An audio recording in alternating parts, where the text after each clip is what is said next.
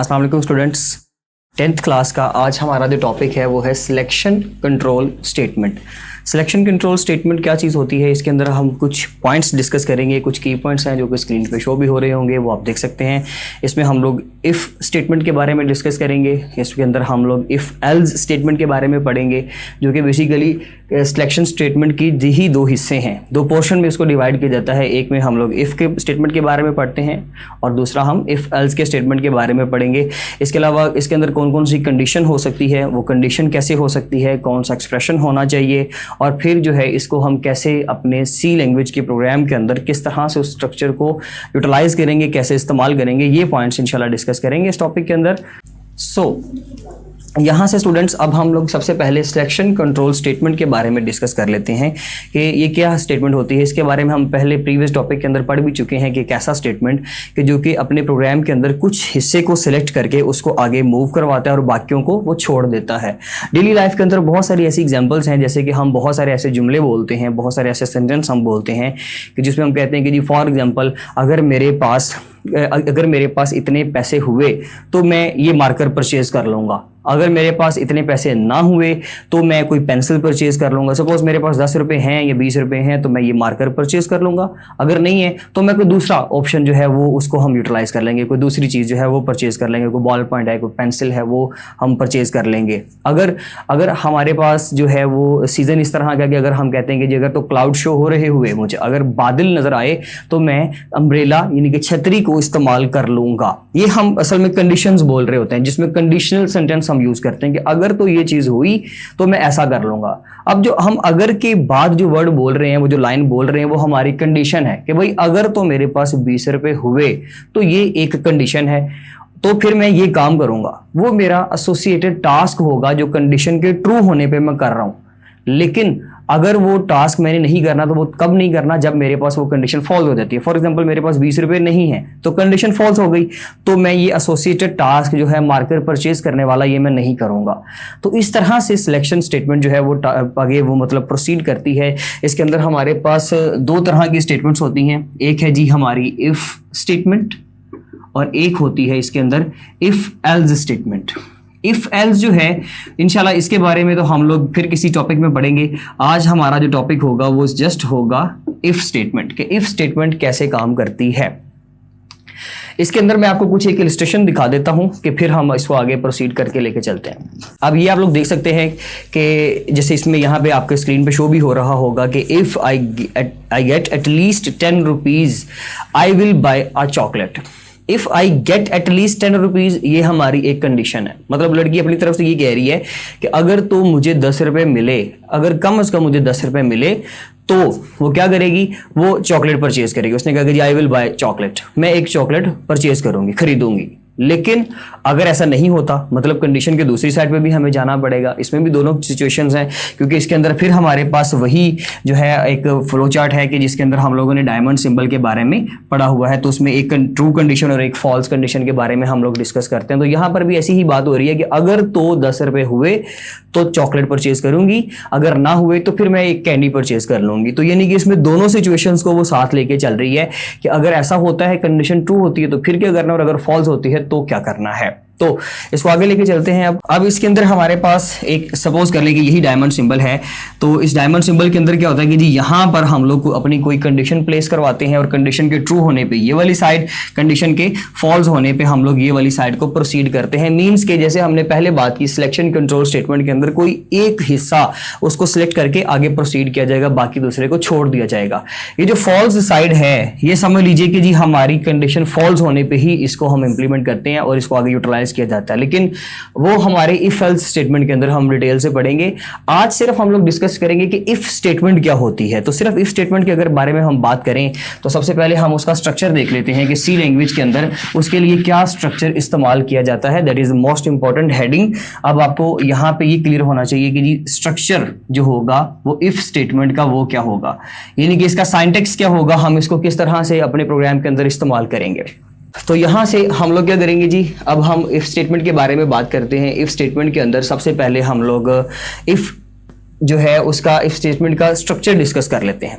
If statement जो है हमारी उसके अंदर याद रखिएगा कि हम लोग अभी फॉल्स कंडीशन के बारे में बात नहीं कर रहे। जैसे अभी हमने यहाँ पे फ्लो चार्ट एक बनाया था, एक सिंपल सा हमने डायमंड सिंबल बनाया, तो उसके अंदर दो कंडीशंस हैं, एक ट्रू है और एक फॉल्स साइड है। तो हम उन दोनों को डिस्कस नहीं करेंगे अभी, जस्ट हम लोग इफ स्टेटमेंट के बारे में पढ़ेंगे और इफ स्टेटमेंट का ही स्ट्रक्चर हम डिस्कस करेंगे। तो इसमें सबसे पहले है जी हमारे पास इसका स्ट्रक्चर। तो इफ स्टेटमेंट का स्ट्रक्चर क्या होने जा रहा है?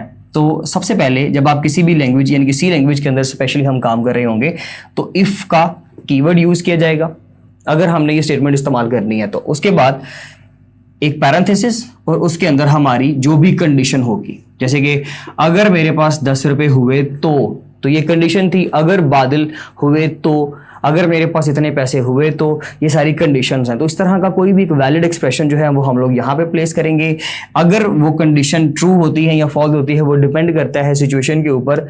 उसके बाद इफ की कंडीशन के बाद फिर हम लोग क्या करेंगे, दरमियानी ब्रैकेट जिसको हम लोग बोलते हैं, जिसको हम वो ब्रेसेस बोलते हैं, करली ब्रेसेस, तो उसकी ब्रैकेट स्टार्ट करेंगे और उसके बाद यहाँ पर हमारा होगा एसोसिएटेड कोड। जो भी हमारा कोड है, जो भी हमारा टास्क है, जैसे कि अभी हम बात कर रहे थे कि अगर तो 10 रुपए हुए तो क्या करेंगे जी, हम चॉकलेट परचेज कर लेंगे। तो यहाँ मार्कर परचेज कर लेंगे। तो कंडीशन क्या थी, अगर पैसे इतने हुए तो, और उसके बाद ब्रैकेट के अंदर करली ब्रेसेस के अंदर क्या आएगा, जो हमने काम करना है कंडीशन के ट्रू होने पे। कंडीशन ट्रू होगी तो ये वाला टास्क होगा, अदरवाइज ये वाला टास्क परफॉर्म नहीं किया जाएगा। वो क्या किया जाएगा उसके बारे में हम अभी डिस्कस करेंगे फर्दर डिटेल में। तो सबसे पहले तो हमें ये स्ट्रक्चर क्लियर होना चाहिए कि अगर ऐसा होता है तो क्या होगा और अगर ऐसा नहीं होता तो फिर हमने क्या करना है। तो इसके बारे में हम सबसे पहले फिर दोबारा से एक बार इसका एक फ्लो चार्ट डिस्कस कर लेते हैं। यहाँ पर कर लेते हैं, सपोज कर ले मैंने सबसे पहले, ये आप लोगों ने 9th क्लास के अंदर स्टूडेंट्स पढ़ लिया होगा फ्लो चार्ट के बारे में डिटेल से। तो हम लोग वही एक फ्लो चार्ट यहाँ पे इलस्ट्रेट करने लगे हैं कि भाई सबसे पहले हमने स्टार्ट लिया और स्टार्ट के बाद मैं कहता हूँ जी सपोज मैंने यहाँ पर एक डायरेक्ट कंडीशन लगा दी, इफ कोई भी एक कंडीशन लगा दी, अगर तो कंडीशन ट्रू होती है तो ये वाली साइड, और अगर कंडीशन फॉल्स होती है तो ये वाली साइड को हम लोग आगे लेकर चलेंगे। अगर वो कोई भी कंडीशन है, वो कंडीशन अगर ट्रू होती है तो फिर ट्रू होने के बाद हम लोगों ने यहाँ पर डेफिनेटली एक टास्क परफॉर्म करना है। जैसे हम अभी बात कर रहे थे कि वो टास्क क्या होगा जी, कि हम लोग मार्कर परचेज कर लेंगे, हम लोग चॉकलेट परचेज करेंगे। तो ये हमारा एक एसोसिएटेड टास्क था। तो यहाँ पर हमारे पास वो एक कोड की सूरत में होगा कि भाई अगर ये कंडीशन चलती है तो ये वाला जो कोड है ना, आपने ये वाला कोड चला देना है। फॉल्स होने पे क्या होगा वो हम अभी नहीं पढ़ेंगे, वो हम लोग एल्स की स्टेटमेंट के में पढ़ेंगे, अभी हम उसको डिस्कस नहीं कर रहे। तो ये हमारे पास आ गया, अगर कंडीशन ट्रू होती है तो ये वाला एसोसिएटेड कोड हमारा रन किया जाएगा, और अगर कंडीशन फॉल्स होती है तो वो हमने अभी नहीं बताना जी, उसको हम बाद में डिस्कस करेंगे। तो ये हमारे पास एक बन गया कनेक्टर सिंबल, इसको हमने यहाँ से क्लोज कर दिया यानी कि एंड कर दिया। स्टार्ट किया डायमंड सिंबल यानी कि डिसीजन मेकिंग की कंडीशन को चेक किया, कंडीशन ट्रू होती है तो हम ये एसोसिएटेड कोड चलाकर देन एंड करेंगे, और अगर कंडीशन फॉल्स होती है तो डायरेक्टली कनेक्टर सिंबल से कनेक्ट किया और उसको बंद कर दिया, यानी कि हमने यहाँ पे कोई भी काम नहीं करना। कंडीशन ट्रू होती तो करते, अगर नहीं हो सकती तो हम इसमें नहीं करेंगे। अब इसमें एक सिंपल सा उन्होंने एग्जाम्पल 3.1 जो दी है बुक के अंदर, हम वो भी देख लेते हैं कि एग्जाम्पल 3.1 में हमारे पास एक सिंपल सा कोड है, वो कोड देख लेते हैं कि जी क्या कोड है। फॉर एग्जाम्पल मैं यहाँ पर एक जो है एक फंक्शन बना लेता हूँ और उस फंक्शन के अंदर मेरे पास एक इंट वेरिएबल है। सपोज इंट वेरिएबल कौन सा है, पहले तो वो देख लेते हैं कि इंट वेरिएबल है जी हमारे पास suppose a is equal to 12। यहाँ पे हम लोगों ने सबसे पहले अपनी फाइल स्टार्ट की और उस फाइल के अंदर हम लोगों ने सबसे पहले क्या किया, इंक्लूड, एक फाइल इंक्लूड करनी है कौन सी जी, हेडर की stdio.h, हेडर की standard input output dot h हमने शामिल कर दी। और उसके बाद हम लोगों ने void main का एक फंक्शन बनाया और उसको स्टार्ट कर दिया। उसके अंदर मैंने क्या किया जी, एक वेरिएबल बना दिया int a is equal to 12।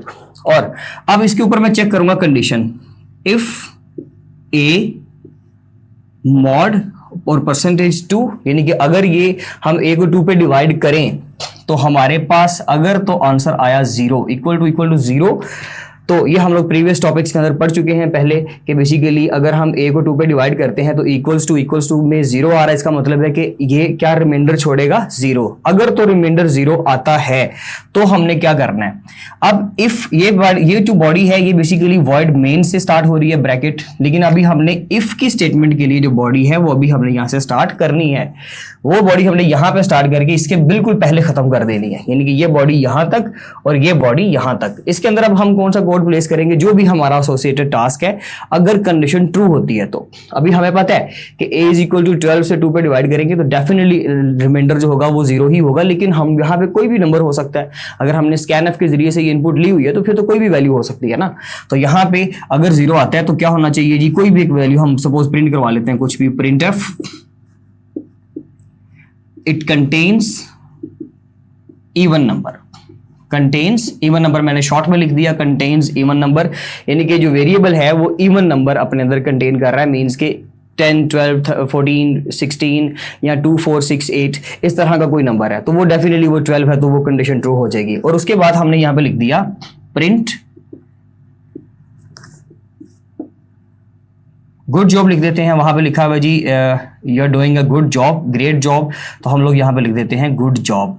अब इसमें एक चीज समझने वाली है कि अगर हम लोग इफ की कंडीशन के बाद करली ब्रेसेस इस्तेमाल करते हैं जो कि कंपलसरी नहीं है, इसको हम छोड़ भी सकते हैं, इसको हम अगर नहीं इस्तेमाल करेंगे तो इट्स ओके, कोई फर्क नहीं पड़ेगा, लेकिन उसका क्या काम हो सकता है, उससे क्या फर्क पड़ सकता है वो भी हमें समझना है कि अगर तो हम करली ब्रेसेस इस्तेमाल करेंगे तो इसका मतलब ये है कि इस बॉडी के अंदर जितना भी कोड लिखा हुआ है वो सारा प्रिंट होगा, यानी कि कंडीशन के ट्रू होने पे ये प्रिंट एफ की स्टेटमेंट भी चलेगी और ये printf की स्टेटमेंट भी, सॉरी यहाँ पे एफ आएगा, printf की स्टेटमेंट भी चलेगी, यानी कि हमें इस वक्त आउटपुट में it contains this variable contains even value ये भी प्रिंट होगा और you are doing a good job और ग्रेट जॉब ये दोनों मैसेजेस हमें आउटपुट में शो होंगे। लेकिन apart from this, for example अगर हम इसको थोड़ा सा चेंज करते हैं, मैं इसमें लिख देता हूं जी, एक दूसरी एग्जांपल है, सपोज मैंने यहाँ पे इंट वेरिएबल बनाया, ऊपर डेफिनेटली सारा वॉइड मेन भी आएगा, सब कुछ आएगा, a इज इक्वल टू 4 और एक बनाया int b is equal to 5। ये दो मैंने वेरिएबल्स को इनिशियलाइज कर दिया, डिक्लेयर भी किया, इनिशियलाइज भी किया। अब हम लोग यहां पे कंडीशन लगाते हैं if a greater than b, a greater than b। अब हमें पता है कि a जो है क्योंकि उसकी वैल्यू तो 4 है और ग्रेटर देन b यानी कि 5, तो ये तो कभी भी ट्रू नहीं हो सकता, तो इसका मतलब ये फॉल्स हो जाएगी। लेकिन खैर हमने कंडीशन लगा दी, ये हमारे पास एक कंडीशन है, अगर ये कंडीशन ट्रू होती है तो क्या प्रिंट होना चाहिए कि जी printf a is greater than b। अगर कंडीशन ट्रू होती है तो a is greater than b print हो जाए, लेकिन हमें पता है कंडीशन ट्रू नहीं होगी सो ये कभी भी प्रिंट नहीं होगा। लेकिन क्योंकि हमने करली ब्रेसेस नहीं लगानी यहां पर, तो हमने एक और चीज सीखनी है, मैंने यहां पे लिख दिया printf, फिर दोबारा वही message you are doing a good job, मैंने लिख दिया जी गुड जॉब और इसको बंद कर दिया। तो ऐसी सिचुएशन में क्या होगा स्टूडेंट्स, अगर आपकी कंडीशन ट्रू होती है तो करली ब्रेसेस में लिखा हुआ सारा कोड रन होता है, लेकिन अगर कंडीशन ट्रू नहीं होती और अगर आपने करली ब्रेसेस भी इस्तेमाल नहीं की हुई तो क्या होगा, जस्ट ये पहली लाइन जो कंडीशन के बाद वेरी नेक्स्ट लाइन होगी, स्टेटमेंट होगी, सिर्फ वो रन नहीं होगी क्योंकि कंडीशन ट्रू नहीं हुई, बाकी का जो मैसेज है वो एज इट इज प्रिंट होगा। अब नेक्स्ट लाइन, क्योंकि इसके बाद लाइन ये थी, ये तो नहीं चलेगी जी, इसको तो हम खत्म कर देते हैं, लेकिन यहां से इसकी आउटपुट में ये जो है मैसेज जिसमें हमने प्रिंट एफ में लिखा है जी गुड जॉब, ये लाजमी तौर पे प्रिंट हो जाएगा। मतलब ये कि वेरी नेक्स्ट लाइन सिर्फ नहीं चलेगी, कंडीशन फॉल्स होने पे बाकी का कोड चलेगा। और अगर इसको भी हम करली ब्रेसेस में सपोज यहां पे लगा देते हैं, यहां पर भी लगा दिया और यहां पे उसको बंद कर दिया,